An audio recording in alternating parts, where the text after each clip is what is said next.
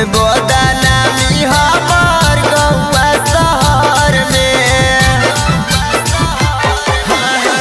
पड़बौ नहीं छौरी हमार प्यार के चक्कर में होते बदनामी हमार गौवा शहर में प्यार मोहब्बत से जुदा ही होगे छौरी लाइन मत मार शादी शुदा ही होगे छौरी लाइन मत मार शादी शुदा ही होगे।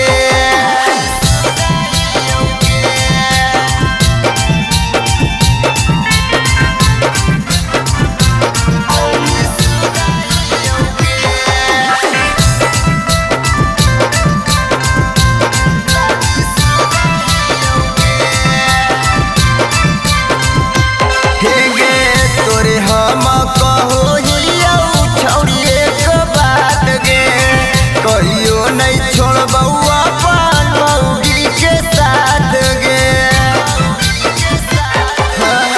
तोरा हम कहो छौरी एक बात गे कहियो नहीं छोड़बौ अपन मौगी के हाथ कमल राजा बन के रानी बनैले ही छौरी लाइन मत मार शादी शुदा ही होगे छौरी लाइन मत मार शादी शुदा ही होगे। Kanchan recording studio Shrirampur.